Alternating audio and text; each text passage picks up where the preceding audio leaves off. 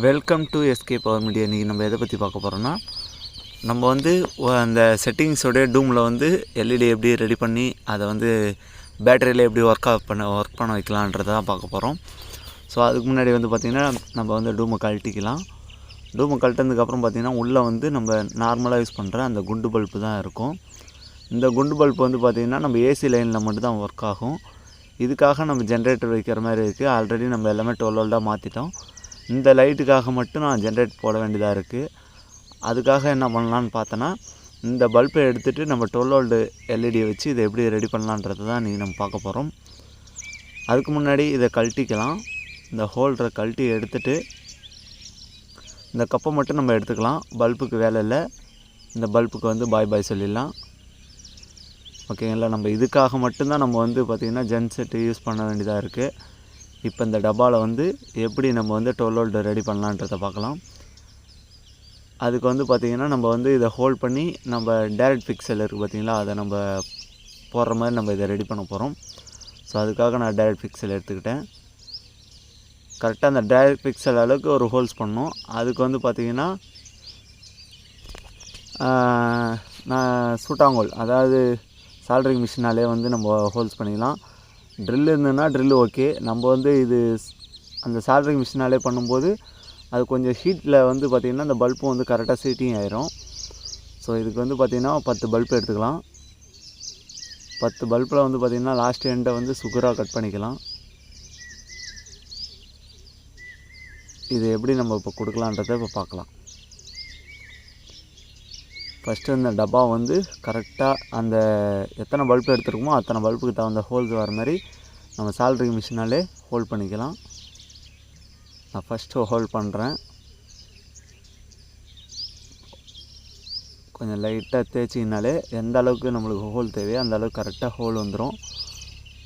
இப்போ நீங்கள் வச்சு அழுத்துனீங்கன்னா அந்த ஹீட்லேயே வந்து பார்த்திங்கன்னா கரெக்டாக ஃபிக்ஸ் ஆகிடும். ரெண்டாவது பார்த்திங்கன்னா வெளில வராது. இழுத்தா வரும், பட் ஆனால் அந்த தனியாலாம் கழட்டின்னு வராது. இப்போ கரெக்டாக லாக் ஆகிடுச்சு பார்த்திங்களா.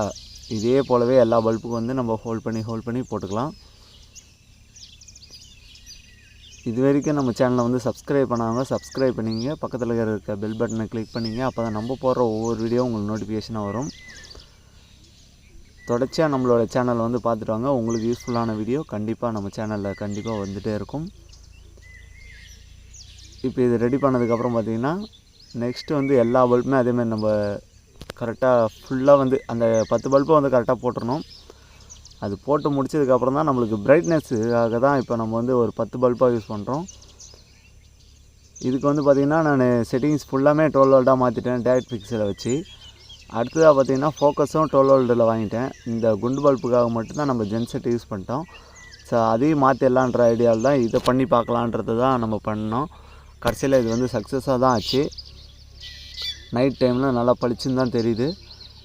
இப்போ இதில் லாஸ்ட்டு எண்டை பார்த்திங்கன்னா உங்களுக்கே தெரியும் இது எப்படி இருக்குதுன்றது. கொஞ்சம் கஷ்டமாக தான் இருக்கும். அப்படியே கொஞ்சம் நம்ம பல்ப் அளவுக்கு நம்ம ஹோல்ட் பண்ணிட்டா போதும். கொஞ்சம் டைட்டாக சொல்லிட்டா ரெண்டாவது எடுத்துகிட்டு வராது. ஏன்னா இது நம்ம ஒன் டைம் போட போகிறோம். அவ்வளோ சீக்கிரத்தில் 12 வோல்ட்டு ஃபால்ட்டு வராது. இப்போ எனக்கு இது பண்ணதுக்கப்புறம் எனக்கு எவ்வளோ ஈஸியாகிடுச்சு. முதலாம் ஊர் வரத்தப்போ ஜென்செட் வந்து பின்னாடி எடுத்துகிட்டு போகும்போது ஒரு டேர்னிங் போய் திரும்பணும், இல்லை ஒரே தெருவில் போய் ரிட்டர்ன் வரனாலும் கஷ்டம். ஆனால் இப்போ பார்த்திங்கன்னா ஜென்செட்டுக்கு வேலையே கிடையாது. காரை ஸ்டார்ட் பண்ணி விட்டுட்டு அந்த லைன்லேயே வந்து நம்ம கொடுத்துக்கிட்டோம். ஸோ அவ்வளோதான், நம்ம எல்லா பல்பும் கொடுத்தாச்சு.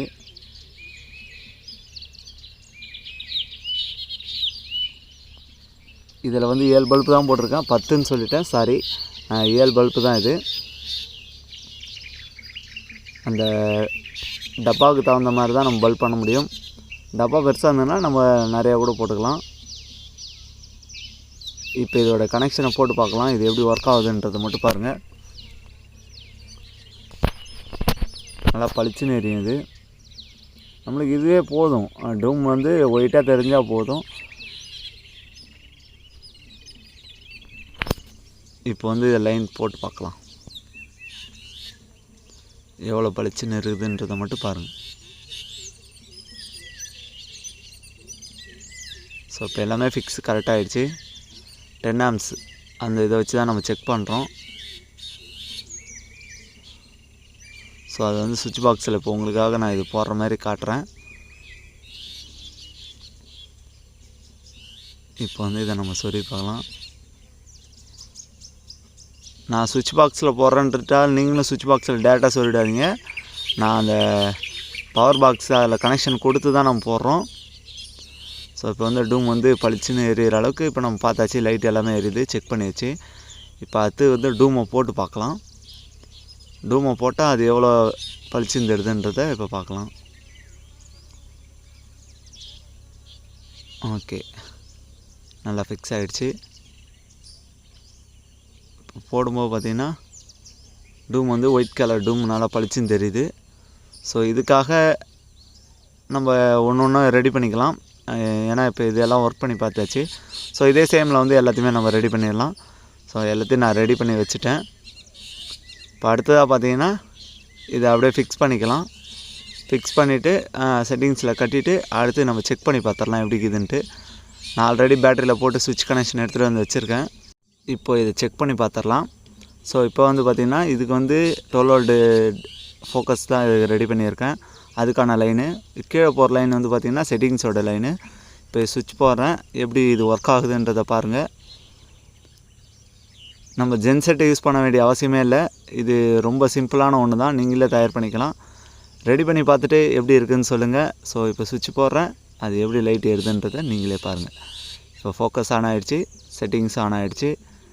ஸோ இந்த வீடியோ உங்களுக்கு பிடிச்சிருந்ததுன்னா லைக் பண்ணுங்கள், கமெண்ட் பண்ணுங்கள். மறக்காமல் நம்மளுடைய சேனலை வந்து சப்ஸ்கிரைப் பண்ணிடுங்க. இது போல் நிறைய வீடியோக்களை பார்க்க நம்மளோட சேனலை தொடர்ச்சியாக பார்த்துட்டு வாங்க. நெக்ஸ்ட்டு வேறு ஒரு வீடியோவில் சந்திக்கலாம். நன்றி நண்பர்களே.